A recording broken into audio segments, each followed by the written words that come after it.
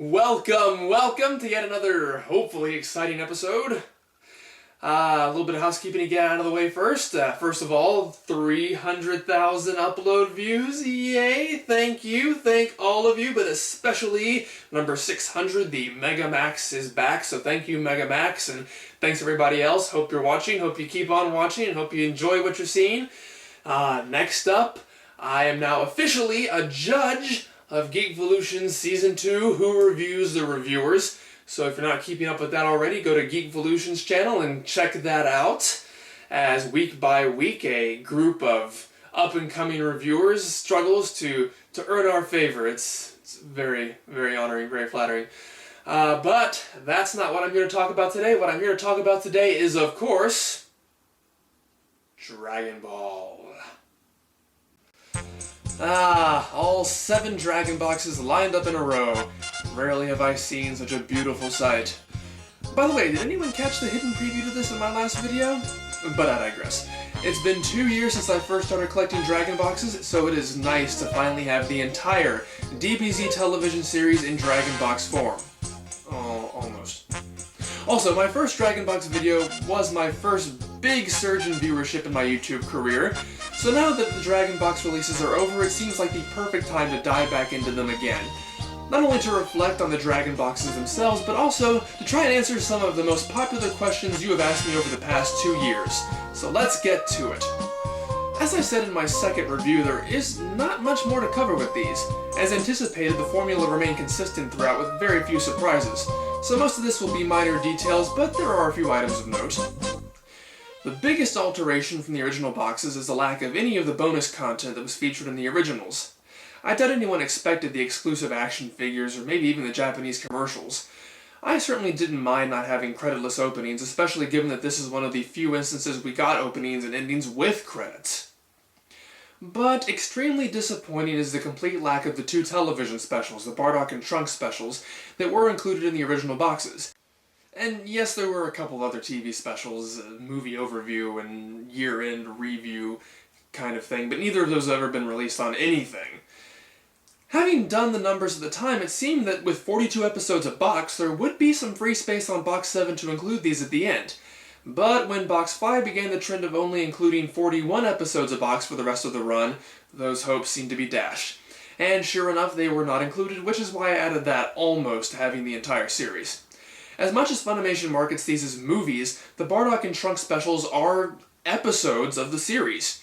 Hell, even the Japanese boxes got it wrong in my opinion. They shouldn't even be presented as bonus features. They should be slotted in the main discs between the episodes they aired with.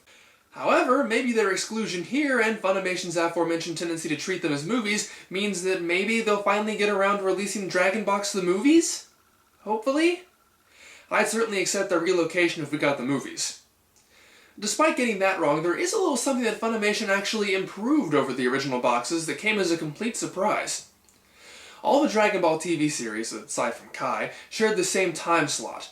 In fact, Dragon Ball inherited the time slot from another Toriyama-based adaptation, Dr. Slump Arale-chan, and when GT ended, the slot was again given to a new Dr. Slump series. There were no real breaks, so much so that when the old series ended, the next episode preview would be handed over to be used for the next series. The last episode of Dr. Slump featured a preview for Dragon Ball featured a preview of Dragon Ball Z, and Z had a preview of GT. Sadly, most of these did not manage to make it onto the Dragon Boxes at all. An exception was Z's preview for GT, which was included as a bonus on the GT box. Odd, but at least it was there. However, amazingly, Funimation saw fit to put that preview back where it belonged, at the end of Z episode 291. Well, not exactly where it belonged. As I said in my last Dragon Box video, the previews belong before the end credits rather than after, but it's certainly closer than the Japanese Dragon Boxes. So, yay for Funimation! But this makes me wonder, does this mean that Funimation has the GT Dragon Box Masters as well? How else would they have access to this material? It's possible that it was for some reason included by Toei in the Z Masters, so certainly don't take this as proof that the boxes for the other 2 series will happen, although I certainly hope so. A few minor complaints is that we're missing the best Dragon Book features like interviews with the cast and crew, And then there was that weird little business that affected boxes 6 and 7, where for some reason the layout of the discs was reversed, being placed and labeled from left to right instead of right to left like it had been. Not a big deal, and either way would have been fine, but suddenly changing the design nearly 3/4 of the way in seemed really sloppy. So, what's the final verdict on the Dragon boxes? Are they perfect? No. Are they even a super premium, amazingly restored release for 2011? Actually, no. See, the thing about the Dragon boxes is that they are actually good. This isn't like Robert Harris's restoration of The Godfather. Toei and probably nobody else is ever going to give that kind of treatment to a cartoon from the early 90s. It's just not going to happen. The colors have probably faded a bit. There are a few minor elements missing, as I've stated, and the next episode previews are not in the proper sequence, but for the first and so far only time, it's all there. Japanese end credits for every episode, with original title cards, with next episode previews, wonderful guidebooks, still great picture quality. This is really as close to the original airings as we're ever going to see. As far as collecting Dragon Ball Z on DVD goes, this is the only thing I can highly recommend. Oh, and let's not forget that the prices have dropped considerably since my first review. Discounting the fact that my prize money from Who Reviews the Reviewers contest paid for my last 2 boxes, I spent a grand total of $286.93. That's less than $1 an episode. And remember that I bought nearly all of them at launch date, paying $60 for the first and nearly $50 for the third. Every other one I got for between $30 and $40 a piece. So if you can find them now, you should be able to do even better. But hopefully, if you haven't gotten them yet, you'll still be able to do so, as murmurings from Funimation and online retailers are suggesting that the whole line is about to go out of print. Which would be a shame. The Orange Bricks should not be the de facto DVD release for this series. The mere existence of the Dragon boxes should be enough to relegate the Orange Bricks use to that of kindling. So, that's my final word on the Dragon boxes. Still worth the money, still the best release of Z on DVD, and probably always will be. And like I said before, the movies and the other 2 series deserve this treatment too. Hopefully they'll get it in America.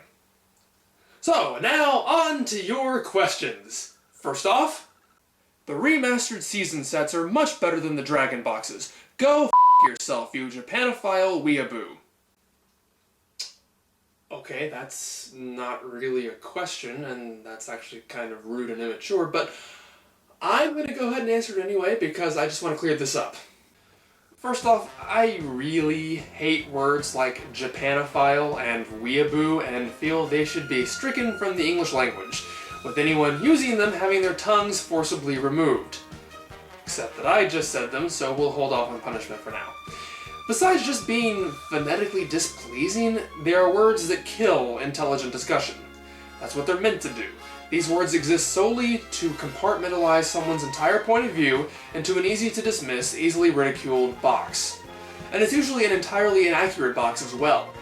My disdain for the Orange Bricks has absolutely nothing to do with my preference of watching the show in its original version. The issues that plague the Orange Bricks plague the English and Japanese versions equally.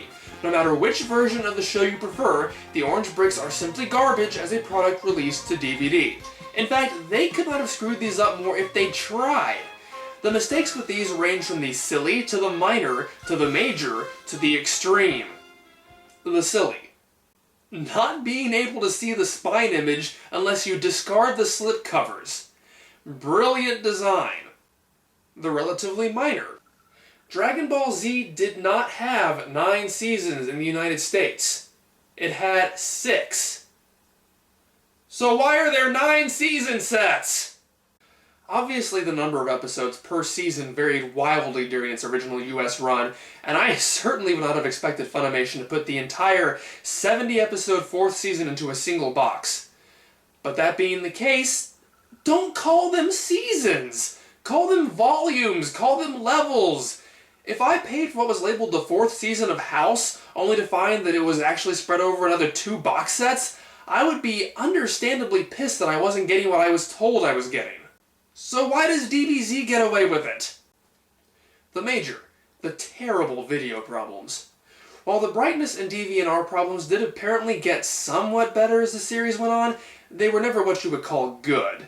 And even if they were, cropping the show into widescreen was idiotic.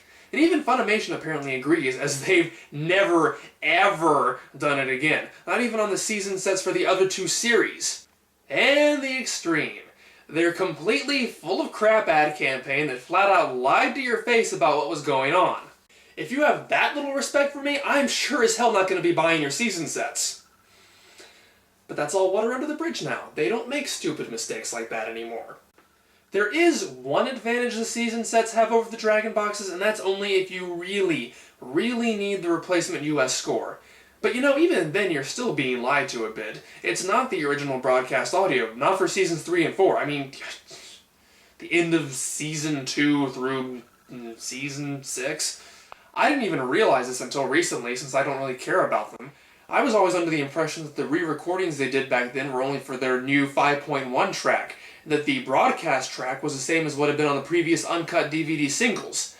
But no, all those re-recorded lines and voice replacements are apparently there too, meaning you're still not getting the uncut version of the dub you saw on Toonami for all those years. Just saying. Anyway, that's all I have to say on the subject of the orange bricks. What are your thoughts on the new DBZ Blu-rays? Are they better than the Dragon boxes? This is a tough one for a couple of reasons. One is that I have not seen them. I do not own a Blu-ray player. But I have seen screen caps and know enough about what's on them to give an informed opinion. The other reason this is a tough question is that based on what I know, this isn't nearly the cut and dry situation as the Orange Brick versus Dragon Box was. The Blu-rays seem to be pretty good. None of the Orange Brick problems plague this. That said, I really have no interest in ever owning them, even in the foreseeable future when I would have the hardware to play it on. I'm not going to say that the footage doesn't benefit somewhat from being able to see it in HD, it's just that it's not enough for me to care about they're spending more money on this. If this was a movie, maybe so, but we're talking about 16mm film that was really always intended to be seen on televisions of the 80s and 90s, so seeing it in HD just doesn't seem that big of a deal. But then we get to the problems. The lack of Japanese credits, title cards, and next episode previews. We just got the previews and credits back! Why did we lose them again? Well, it's probably because of the film source Funimation is using lacking them, combined with their continued policy of only using English visual tracks. But for me, that's a deal breaker. The Dragon boxes feel more complete to me. They are more complete. So, why should I want to buy this when I already have what I consider to be an overall superior product? Also, I did say Funimation's Filmmasters. These are not the same Filmmasters the Dragon boxes used, but a multi-generational or duplicated print. Which means that it does have at least an extra layer of duplication grain on top of the native grain the Dragon boxes have. Don't get me wrong, I'm certainly not saying this is a bad release. This isn't the Orange Bricks. This isn't the Star Wars Blu-rays. The quote-unquote broadcast track is back on these, so if that's something you want, I would certainly recommend these over the Orange Bricks. I'm just explaining why I personally feel ambivalent about this and wish it could have been better. What are your thoughts on Dragon Ball Kai? First off, yes, Dragon Ball Kai. While I admit that Dragon Ball Z Kai is a more accurate name, and even one that apparently Toei itself came up with, the fact of the matter is that the name of the show is Dragon Ball Kai, so that is what I will be calling it. In case you're unaware, Dragon Ball Kai is a, well, remixed version of Dragon Ball Z that aired for about 2 years from 2009 to 2011. In theory, I thought it was a fun experiment. Take footage from Dragon Ball Z and re-edit it to exclude all the filler segments. Yes, I know I'm in the minority, but I even like that they didn't reanimate it from the ground up, especially given how terrible the art style is in the new pieces of animation they did release for the show. In practice, though, I stopped caring pretty quickly. I watched the first several episodes as they aired, but by May of 2009, around the time that Goku reached Kaio's, I had already stopped following and never really picked it back up on a regular basis, although I would catch scenes of new episodes from time to time. I don't own any of the home releases, nor do I really care to. I know you don't like the Dragon Ball Z dub, but how did you feel about the English dub of Kai? Would you consider watching the series in English now? Good question. I will admit that one of the biggest draws of Kai was that it gave Funimation another chance to finally get a dub of Z that was good, and for the most part they succeeded. It's not perfect. In terms of correcting their past mistakes, they were wildly inconsistent. Some things they fixed perfectly, Kaioken. Other things they stubbornly refused to fix, saying. And then there were other things they kept mangled for the TV version but corrected for the home release. But the clips I watched I thought were pretty good. And then one Saturday morning I actually caught a block of the show on the CW. This is the heavily censored version. But I actually watched the whole block. And I enjoyed it. It didn't make me cringe, it didn't make me want to turn it off, it didn't make me embarrassed that someone might come in and catch me watching it. I would not refuse to watch this, and I would recommend that fans who need to watch this in English should watch it this way.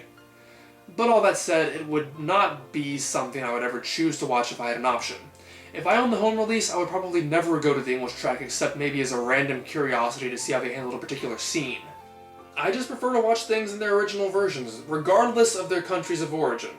So even a perfect dub, or even a better than the original dub, is not something I'm ever going to really watch. So, I know you don't like the dub, but which dub do you dislike less? The Funimation dub or the Ocean dub? Very good question, because it allows me to clear up a bit of a misinformation that's been spreading around. Here's a clip from a dub. Vegeta, what does the scouter say about his power level? It's over 9,000! What, 9,000? There's no way that can be right! Cut it! And here is the same clip from a different dub. Vegeta, what did you say his power level is? It's over 9,000! 9,000?! There's no way that can be right! It can't! Now, which is Funimation's dub? If you said B, you're right. But if you said, hey, that's a trick question, they're both Funimation's dubs, then ding ding ding ding ding, you are even more right. Keeping track of English dubs for Dragon Ball is tough, especially if you didn't happen to be there while it was going on. And now that there's a new generation of English-speaking Dragon Ball fans who were not around at the time, they're liable to pick up misinformation. So let's briefly go over this. From 1995 to 1998, Funimation, who had just licensed the Dragon Ball properties, dubbed the first 13 episodes of Dragon Ball and the first 67, condensed to 53, episodes of Dragon Ball Z, as well as a total of 4 movies between the two series. During this time, the voice work was farmed out to Canada, and for the DBZ TV series, that job was in the hands of Ocean Group. After the series was picked up by Cartoon Network in 1998, who subsequently ordered more episodes in 1999, Funimation decided to bring together in-house a lot of elements they traditionally subcontracted to other companies, including home video, which had previously been licensed to Trimark for Dragon Ball and Pioneer for Dragon Ball Z, and the voice work, leading to a brand new, often completely amateur at the time, Texan voice cast that has now become the standard for all Dragon Ball series in the US. Eventually, Funimation would go back and completely redub with their new cast all the material they had previously recorded. And then outside the US, an alternate English dub was produced, sourcing Funimation scripts and utilizing the discarded Ocean cast from the old days. So maybe you can see where the confusion lies.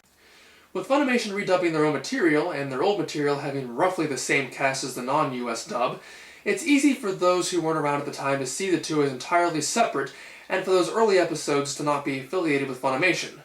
I see some people who think that Funimation didn't get involved with the series until after Ocean did. But no, a lot of what people refer to as the Ocean dub is just as much Funimation's product as their dub of Dragon Ball Kai. So I hope that clears that up, even though I really didn't answer the question. But that's all I have to say about this for now, but this is not going to be the last time I tackle Dragon Ball on this channel. Welcome to what I hope will be another exciting episode. A little bit of housekeeping.